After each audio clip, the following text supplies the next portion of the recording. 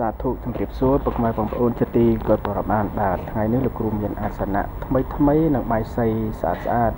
សម្រាប់យកទៅរៀបចំតម្លើងទង្គំតម្កើងអាសនៈនឹងឲ្យពីព្រោះអីចិត្តទៅដល់ចូលឆ្នាំខ្មែរហើយណាបងប្អូនអាចចំណាប់អារម្មណ៍តកតងនឹងបាយសីណាបាយសី9ថ្នាក់7ថ្នាក់5ថ្នាក់អាចយកទៅរៀបចំដើម្បីឲ្យអាសនៈពុកម៉ែបងប្អូនមានរិទ្ធមានអំណាចមានទេចាស់បរមីណារស់ស៊ីមានបានជាជុំហ្នឹងហើយអាសនៈក៏មាន5ថ្នាក់7ថ្នាក់9ថ្នាក់ដែរនឹងបងប្អូនមានការចំណាប់អារម្មណ៍តកតងយកអាសនៈបាយសីទៅរៀបណាទៅរៀបចំទាំងគុំទាំងកើងដើម្បីឲ្យមានរិទ្ធមានអំណាចអាចតកតងលោកគ្រូបានលោកគ្រូមានគ្រប់ប្រភេទហ្នឹងហើយមិនថាបាយសីអាសនៈសធរដូងគ្រូបាត់ឈាយគ្រូសំណុំសេវាគ្រប់សពបែបយ៉ាងគឺមានណាហ្នឹងហើយអាចតកតងលោកគ្រូបានមានចម្ងល់ឆ្ងល់អ្វីណាទៀតគឺអាចសួរលោកគ្រូបានណាបាទសូមអរគុណ